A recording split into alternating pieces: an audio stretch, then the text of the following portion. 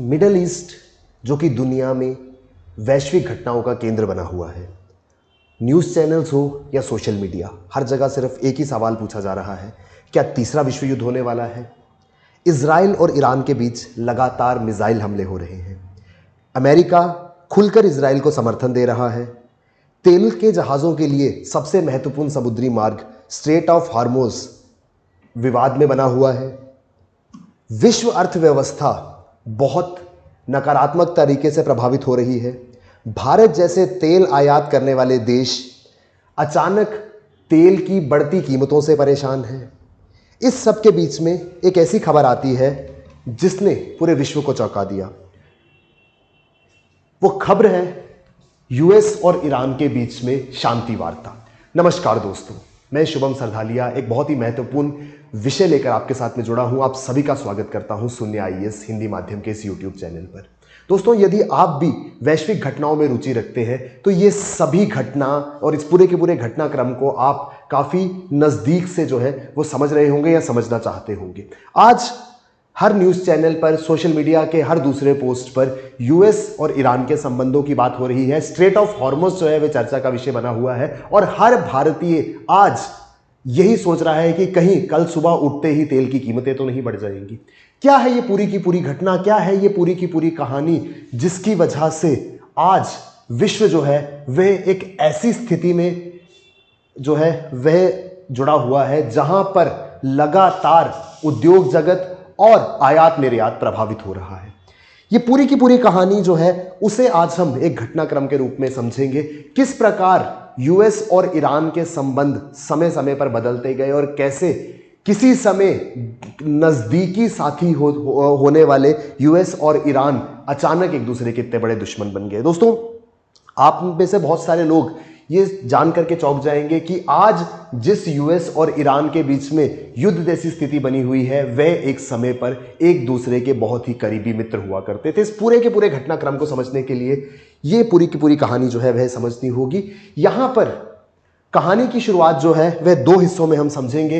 एक है 1979 1979 से पहले क्या स्थिति थी यूएस और ईरान के बीच में, और 1979 में ऐसा क्या हुआ कि ये दोनों देश एक दूसरे के दुश्मन बन गए। दोस्तों, कहानी को समझते हुए मैं शुरुआत करूंगा कि ये घटनाक्रम हमें यह सिखाता है, हमें यह बताता है कि 1979 से पहले, 1979 से पहले यूएस और ईरान बहुत ही करीबी सहयोगी थे। एक इस्लामिक क्रांति ईरान के अंदर हुई और पूरी की पूरी जो दोस्ती है वह गहरी दुश्मनी में बदल गई। अमेरिका ने प्रतिबंध लगा दिए ईरान के ऊपर और ईरान ने अमेरिका को अपना सबसे प्रमुख विरोधी घोषित कर दिया। और इस पूरी की पूरी कहानी से प्रभावित हुई इन दोनों देशों के सैन्य सहयोग, आर्थिक संबंध और पूरे के पूरे विश्व का तेल का व्यापार। शुरुआत में साल था 1979।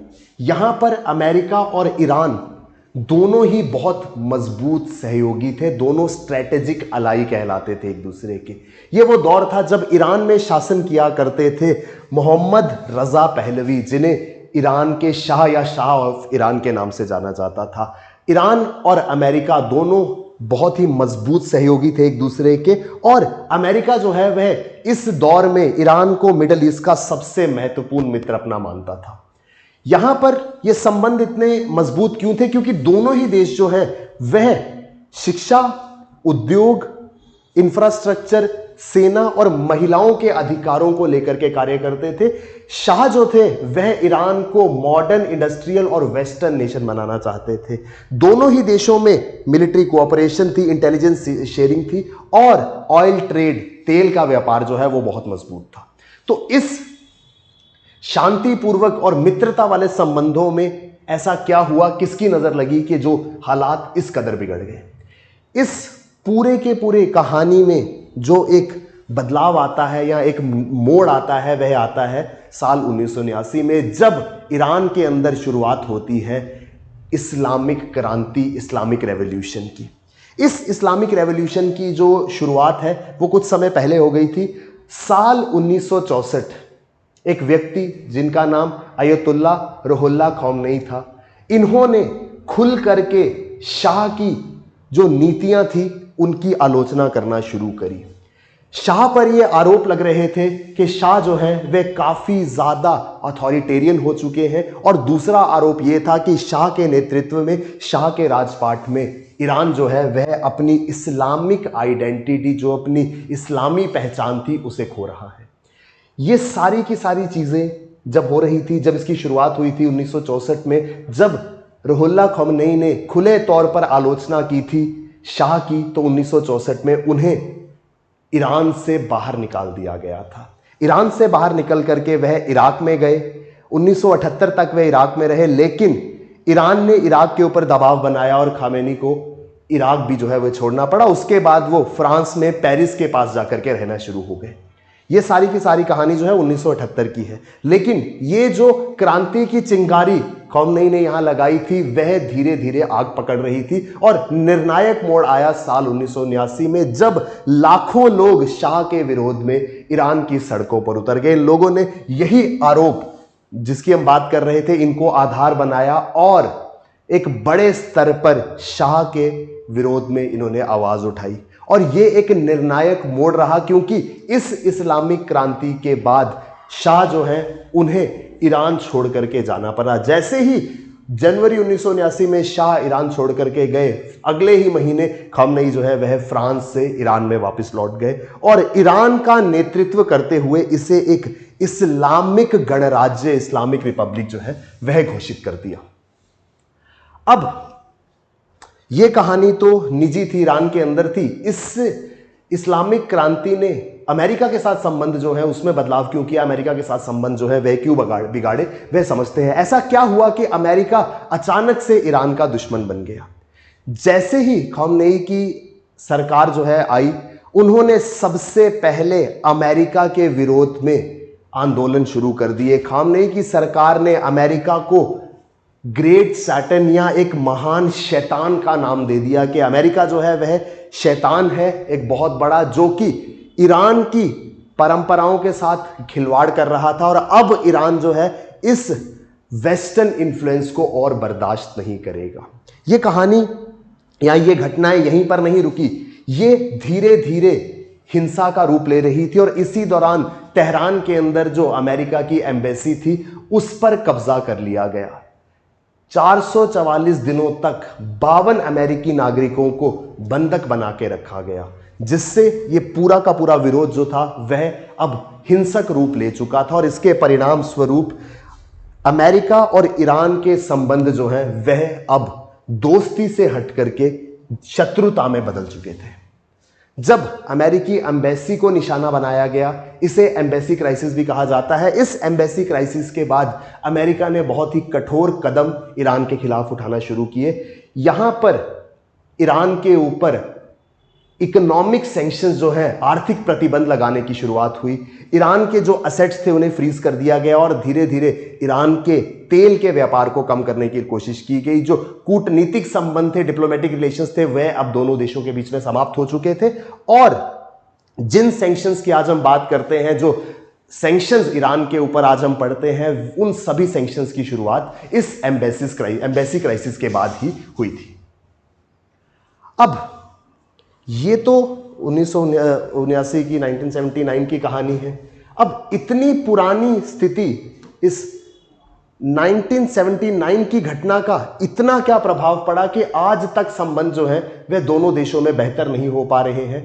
तो यहां पर दोनों ही देशों में इन घटनाओं के बाद, इस पूरे के पूरे घटनाक्रम के बाद विश्वास जो है वह नहीं बन पाया। दोनों ही देश कभी एक दूसरे पर दोबारा से विश्वास स्थापित नहीं कर पाए। हर नई सरकार अपने पुराने अनुभवों के साथ आगे बढ़ रही थी, और यही कारण है कि दोनों के बीच में शांति समझौता या शांति वार्ता कभी नहीं हो पाई।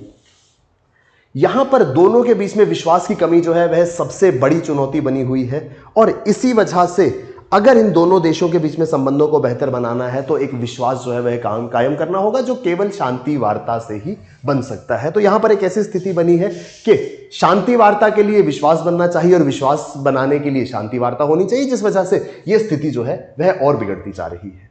अब यहां पर कहानी सिर्फ विश्वास की और शांति वार्ता की नहीं थी। शांति वार्ता हो भी जाती अगर बीच में एक फसाद की जड़, एक बोन ऑफ कंटेंशन ना आया होता, वह है ईरान का न्यूक्लियर कार्यक्रम। ये दोनों देशों की शांति की सबसे बड़ी बाधा है। जब भी हम यूएस और ईरान के बीच में शांति समझौते को या शांति वार्ता को समझेंगे, उसको समझने के लिए हमें केंद्र में ईरान का जो न्यूक्लियर प्रोग्राम है, परमाणु कार्यक्रम है, उसे समझना होगा। यहां पर हमें कुछ टेक्निकलिटीज को अंडरस्टैंड करने की जरूरत है। दो चीजें होती हैं जिस पर देश काम करते हैं, एक है न्यूक्लियर एनर्जी, दूसरा है न्यूक्लियर बॉम्ब। बहुत सारे लोगों को यह गलतफहमी है कि जो भी देश न्यूक्लियर एनर्जी प्राप्त करने की कोशिश कर रहा है वह न्यूक्लियर बम विकसित कर रहा है। इन दोनों के बीच में एक जो डिफरेंस है उसको आज समझते हैं। न्यूक्लियर एनर्जी जो है वह एक बहुत ही महत्वपूर्ण संसाधन है किसी भी देश के लिए, क्योंकि इससे बिजली उत्पादन होता है, कैंसर के उपचार में इसका इस्तेमाल किया जाता है, चिकित्सा अनुसंधान में, कृषि में, औद्योगिक उपयोग में ऊर्जा परमाणु जो है वह काफी ज्यादा महत्वपूर्ण साबित होती है। तो ये तो है परमाणु ऊर्जा के इस्तेमाल और परमाणु ऊर्जा की महत्व। लेकिन दूसरी ओर यही परमाणु कार्यक्रम न्यूक्लियर बॉम्ब बन जाता है, जो कि मानवता का एक बहुत बड़ा विनाशकारी हथियार है। यह पर्यावरण के लिए और लोगों के लिए बहुत ज्यादा घातक है। यह युद्ध की स्थिति लाता है, अस्थिरता पैदा करता है और अंतरराष्ट्रीय शांति का सबसे बड़ा खतरा है। तो इस दोनों के बीच में क्या ऐसा डिफरेंस है जिसकी वजह से इतने अलग अलग क्षेत्रों में महत्वपूर्ण साबित होने वाली न्यूक्लियर ऊर्जा, परमाणु ऊर्जा अचानक से परमाणु विनाश का कारण बन सकती है दुनिया का? इसको समझते हैं। न्यूक्लियर बॉम्ब दरअसल वो स्थिति है जहां पर न्यूक्लियर एनर्जी को प्राप्त करते करते काफी अत्यधिक मात्रा में यूरेनियम को एनरिच कर दिया जाता है। आप सरल भाषा में इसको ऐसे समझिए कि प्राकृतिक यूरेनियम जो है वह यूरेनियम 238 के रूप में उपलब्ध होता है, जिसके अंदर 99% यूरेनियम 238 है और केवल 0.7% यूरेनियम 235 है। यह प्राकृतिक रूप से मिलने वाला यूरेनियम जो है उसकी कॉम्पोजिशन रहती है। न्यूक्लियर रिएक्टर जिससे कि न्यूक्लियर ऊर्जा प्राप्त होती है, उसको चलाने के लिए हमें 3 से 5% यूरेनियम 235 की आवश्यकता होती है।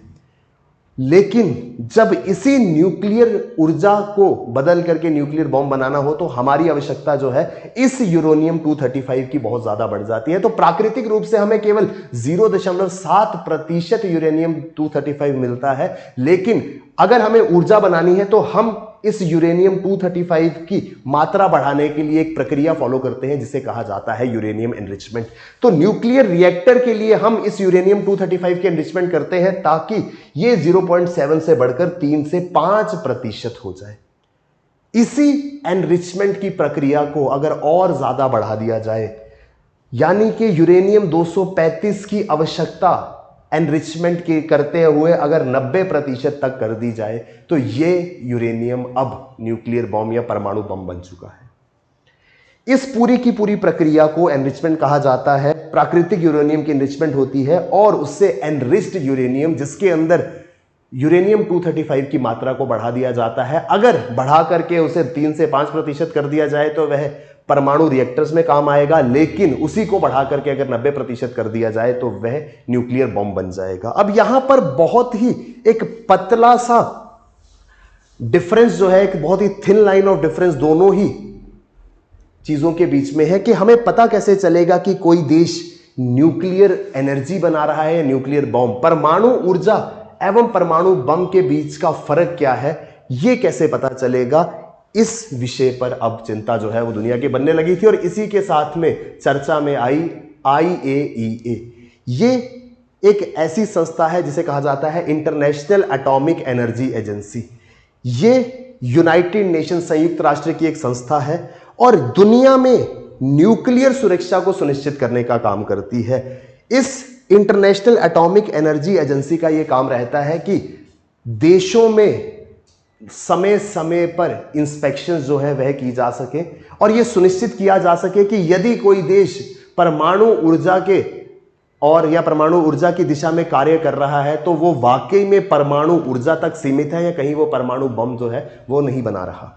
अब किसी भी देश पर अगर संदेह होता है कि उसका परमाणु कार्यक्रम एनरिचमेंट के माध्यम से परमाणु बम की ओर बढ़ रहा है तो उस देश पर जाकर के इंस्पेक्शन जो है ये इंटरनेशनल एटॉमिक एनर्जी एजेंसी जो है वह करती है। अब ईरान जब अपना न्यूक्लियर कार्यक्रम चला रहा था उस समय IAEA ने ईरान के अंदर समय समय पर इंस्पेक्शंस जो है वो करने की शुरुआत करी, लेकिन ईरान जो है वह सीमित तरीके से लिमिटेड इंस्पेक्शंस के मांग करने लगा। यानी कि जब भी IAEA के अधिकारी ईरान पहुंचते थे उन्हें सभी न्यूक्लियर कार्यक्रम की जो फैसिलिटीज थी, न्यूक्लियर प्रोग्राम फैसिलिटीज थी, वो नहीं दिखाई जाती थी। सीमित तरीके से इंस्पेक्शंस कराने की कोशिश की जाती थी, जिससे IAEA और पूरी की पूरी दुनिया के मन में यह संदेह बढ़ने लगा कि कहीं ईरान जो है वह न्यूक्लियर प्रोग्राम की आड़ में न्यूक्लियर बम तो नहीं बना रहा। अब यह सिचुएशन जब बनी तो इस सिचुएशन से डील करने के लिए एक एक्शन प्लान जो है वह तैयार किया गया। जब दुनिया को यह संदेह हुआ कि ईरान का परमाणु कार्यक्रम जो है वह परमाणु बम की ओर जा सकता है, तो दुनिया के कुछ महत्वपूर्ण देश, जिन्हें यहां पर P5+1 कहा गया है, P5 का अर्थ है संयुक्त राष्ट्र की सुरक्षा परिषद के 5 स्थायी सदस्य, permanent members of United nation security council, जिसमें आता है अमेरिका, ब्रिटेन, फ्रांस, रूस और चीन। तो P5 ये संयुक्त राष्ट्र की सुरक्षा परिषद के 5 स्थायी सदस्य हैं और इनके साथ में जर्मनी छठा देश। तो इन सब ने मिलकर के ईरान के साथ में एक समझौता किया जिसे नाम दिया गया joint comprehensive plan of action. इसका उद्देश्य यह था कि ये एक गिव एंड टेक एग्रीमेंट के रूप में देखा जा सकता था। गिव एंड टेक एग्रीमेंट का अर्थ यह था कि ईरान को कुछ रियायतें दी जाएंगी और बदले में उनसे अपने न्यूक्लियर प्रोग्राम को सिर्फ और सिर्फ परमाणु ऊर्जा तक सीमित रखने की मांग जो है वह की जाएगी। यहां पर यह फैसला लिया गया कि वो सारी की सारी सैंक्शंस जो ईरान के ऊपर लगी थी उनको धीरे धीरे कम कर दिया जाएगा अगर बदले में ईरान अपना यूरेनियम एनरिचमेंट जो है उसको कम कर देता है, क्योंकि ज्यादा यूरेनियम एनरिचमेंट यानी कि न्यूक्लियर बम बनाने की शुरुआत। तो ईरान को अपना यूरेनियम एनरिचमेंट को कम करना था, धीरे धीरे जो उसके पास एनरिच्ड यूरेनियम के भंडार थे उसे नष्ट करना था। जो एडवांस्ड सेंट्रीफ्यूग्स थे, ये आधुनिक मशीनें हैं जिससे एनरिचमेंट किया जाता है, उनकी संख्या को कम करना था और IAEA को नियमित निरीक्षण करने की अनुमति देनी थी कि अब IAEA कभी भी आकर के ईरान में जो न्यूक्लियर फैसिलिटीज हैं, परमाणु कार्यक्रम जहां पर चलते हैं, उनका निरीक्षण कर सकते थे। कोई किसी प्रकार की सीमा नहीं, जिस क्षेत्र में जाकर के, जिस हिस्से में जाकर के वे निरीक्षण करना चाहते थे उन्हें इसकी छूट जो है वो मिलनी चाहिए। ये मांगे ईरान से रखी गई और बदले में अमेरिका और यूरोपीय देशों ने जितनी भी आर्थिक प्रतिबंध ईरान के ऊपर लगाए थे उन सब को हटाने का वादा कर दिया। अब ईरान भी इस चीज को मान रहा था और बाकी देश जो हैं वे भी अपनी जो धीरे धीरे आर्थिक प्रतिबंध है उसे कम कर रहे थे।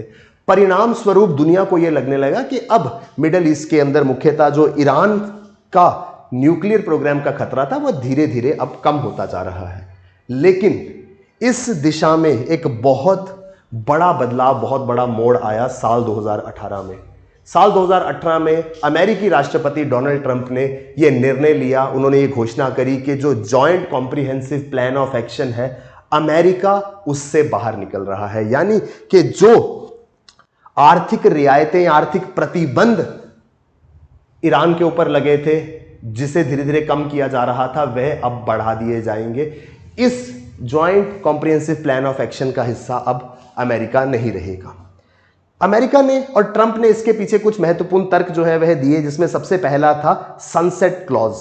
ट्रंप का यह मानना था कि यह जो joint comprehensive plan of action है वह एक तय समय सीमा तक ही लागू होगी, उसके बाद यह एक्शन प्लान जो है वह समाप्त हो जाएगा। जैसे ही एक्शन प्लान समाप्त होगा, अमेरिका को यह डर था कि उसके समाप्त होते ही ईरान फिर से अपना यूरेनियम एनरिचमेंट बढ़ा देगा। दूसरा यहां पर जो तर्क अमेरिका द्वारा दिया गया वो कहता था कि ये जो एक्शन प्लान है ये केवल ईरान के परमाणु कार्यक्रम पर केंद्रित था, ईरान केवल परमाणु दिशा में हथियार नहीं बना रहा था, वह बैलिस्टिक मिसाइल्स आदि कार्यक्रम जो है वह भी कर रहा था। तो यदि ईरान को न्यूक्लियर बम बनाने से, परमाणु बम बनाने से रोक भी लिया गया, मगर बैलिस्टिक मिसाइल जैसे हथियार बना करके वे दूसरे देशों के लिए खतरा पैदा कर सकता है। और तीसरा जो तर्क डोनाल्ड ट्रंप और अमेरिका द्वारा दिया गया था 2018 में, वह यह था कि आर्थिक प्रतिबंध हटने के बाद जो धन की कमाई ईरान में हो रही थी उसका इस्तेमाल क्षेत्र में हिंसा फैलाने के लिए किया जा रहा था। हमास, हिजबुल्लाह और जो अन्य समूह थे जो कि हिंसा फैलाते थे अलग अलग दुनिया के क्षेत्रों में, उनका वित्त पोषण करने के लिए, उन्हें पैसा प्रदान करने के लिए किया जा रहा था। यानी कि अमेरिका का और ट्रंप का यह मानना था कि जो राशि आर्थिक प्रतिबंध हटने के बाद ईरान तक पहुंच रही थी वह आगे ईरान के लोगों तक ना पहुंच करके ऐसे सशस्त्र समूहों के पास, ऐसे आर्म ग्रुप के पास पहुंच रही थी जो पूरे के पूरे विश्व की शांति के लिए एक बड़ा खतरा बने हुए थे। जैसे ही ट्रंप ने इस कॉम्प्रिहेंसिव प्लान ऑफ एक्शन से निकलने की घोषणा करी, उसी के साथ में पुनः ईरान के ऊपर कठोर आर्थिक प्रतिबंध लगा दिए गए। यानी कि दोबारा से आर्थिक प्रतिबंधों का शिकार ईरान हो चुका था। अब जो प्रतिबंध थे उन्हें पहले से भी ज्यादा कठोर एवं कड़ा कर दिया गया था और अमेरिका ने ईरान के ऊपर मैक्सिमम प्रेशर पॉलिसी की शुरुआत कर दी। इसके अंतर्गत अमेरिका का जो ऑयल एक्सपोर्ट था, जो तेल आयात था, उसको प्रतिबंधित कर दिया, बैंकिंग रिस्ट्रिक्शंस लगा दिए, डॉलर ट्रांजैक्शन, शिपिंग रिस्ट्रिक्शंस लगा दिए। जिसके अंतर्गत जब ऑयल एक्सपोर्ट रिस्ट्रिक्शंस की बात आई तो यहां पर अमेरिका ने बाकी देशों पर दबाव बनाया कि वह ईरान से तेल खरीदना बंद कर दें। यदि देश ऐसा नहीं करते हैं तो उन पर भी अमेरिका प्रतिबंध लगाएगा। यानी कि ईरान पर तो प्रतिबंध थे ही, साथ ही दुनिया के बाकी देशों से कहा गया यदि आप ईरान से तेल खरीदते हैं तो आपके ऊपर भी प्रतिबंध लगा दिए जाएंगे, जिससे ऑयल एक्सपोर्ट को रिस्ट्रिक्ट किया गया। दूसरी ओर बैंकिंग रिस्ट्रिक्शंस में कई बड़े ईरानी बैंकों पर प्रतिबंध लगा दिए गए, जिसकी वजह से ईरान के अंदर अंतरराष्ट्रीय वित्तीय प्रणाली जो है वह कट हो गई। यानी कि जो अंतरराष्ट्रीय बैंकिंग सिस्टम था, इंटरनेशनल बैंकिंग सिस्टम था, उसके साथ में ईरान के संबंधों को काट दिया गया, जिसके परिणाम स्वरूप धीरे धीरे डॉलर का जो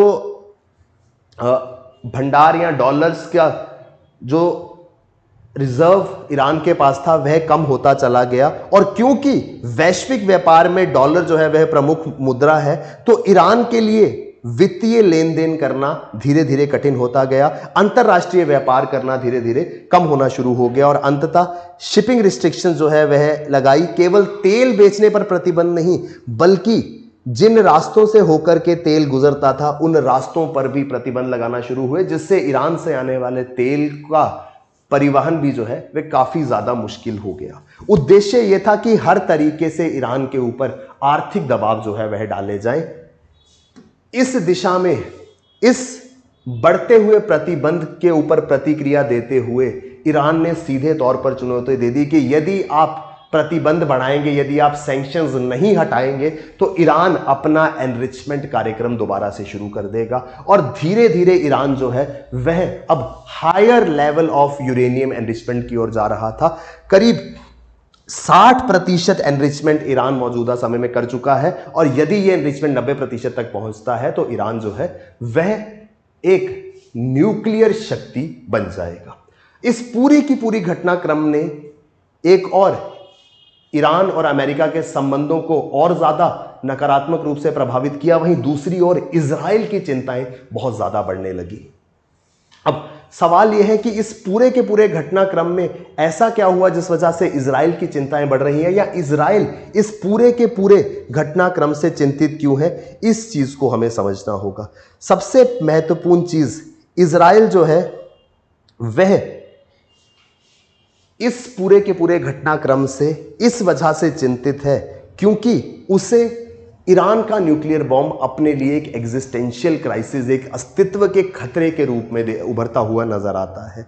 बहुत ही छोटा सा देश है इजराइल, जिसका अगर मैं एरिया की बात करूं तो शायद भारत के कुछ राज्यों से भी कम एरिया इजराइल का है। ऐसी स्थिति में यदि इजराइल के ऊपर ईरान जैसे देश से न्यूक्लियर हमला होता है तो पूरे के पूरे ईरान का अस्तित्व जो है वह खतरे में आ जाएगा।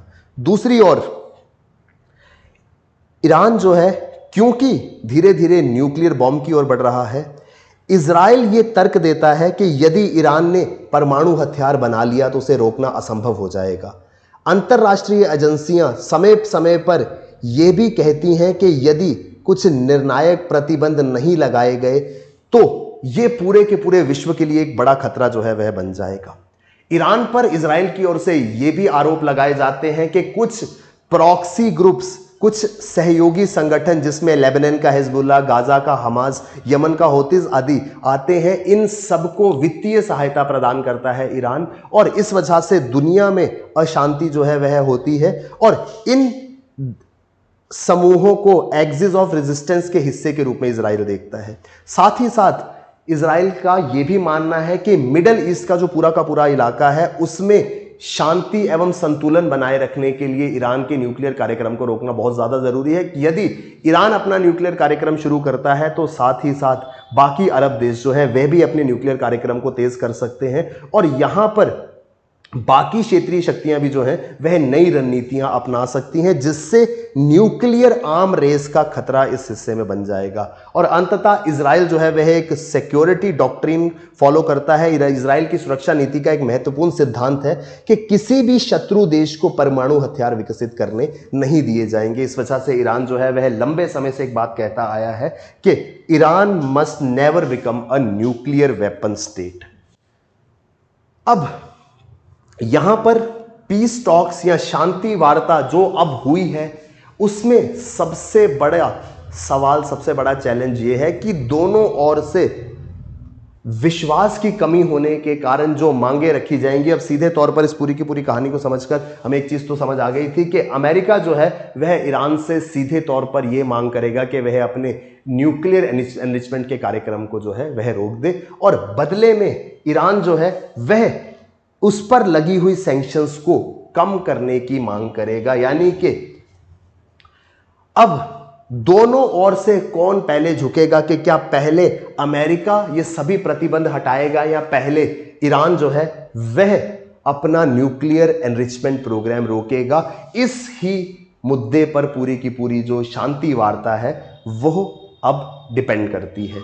यदि ईरान एनरिचमेंट कम करता है और साथ ही साथ IAEA को समय समय पर पूर्ण निरीक्षण की अनुमति दे देता है तो अमेरिका कुछ सैंक्शंस हटा सकता है। लेकिन यदि ईरान इस चीज से इनकार कर देता है तो यह शांति वार्ता, ये पीस टॉक्स जो है वो पूरे तरीके से विफल हो जाएंगी। तो इस प्रकार से ईरान का जो न्यूक्लियर प्रोग्राम है वह एक बड़ा मुद्दा है। जब तक वह मुद्दा हल नहीं होता ईरान और अमेरिका के बीच में संबंध जो है वो इसी प्रकार के बने रहेंगे। यहां पर हमारे लिए और आपके लिए सबसे महत्वपूर्ण सवाल ये है कि अगर ये शांति वार्ता एक बार फिर से विफल हो जाती है तो क्या वो मिसाइलों का दौर, वो स्ट्रेट ऑफ हॉर्मुज़ पर तेल के टैंकरों को निशाना बनाना फिर से शुरू हो जाएगा? और यदि ऐसा होता है तो क्या लगातार महंगाई जो है वो भारत और अन्य देशों में बढ़ती रहेगी? मैं उम्मीद करता हूं हम एक होलिस्टिक मैनर में पूर्ण रूप से इस समस्या को, इस यूएस और ईरान के बिगड़े हुए संबंधों का कारण और इससे क्या प्रभाव है उनको समझ पाए होंगे। दोस्तों, उद्देश्य यह है कि विश्व में होने वाली ऐसी घटनाएं जो कि संघ लोक सेवा की परीक्षा के संबंध में महत्वपूर्ण है उनको हम आसान भाषा में, सरल भाषा में समझें ताकि आप जड़ तक पहुंच सके दुनिया में होने वाली इस प्रकार की वैश्विक घटनाओं का।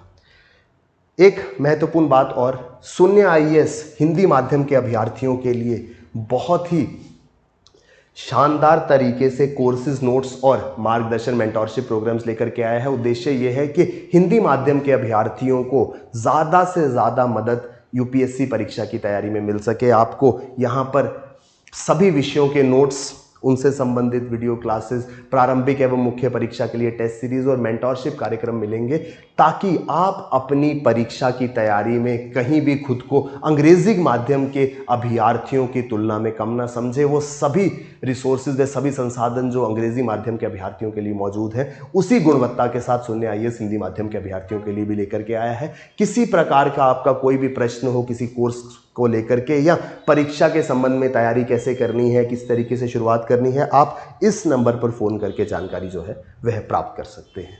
धन्यवाद।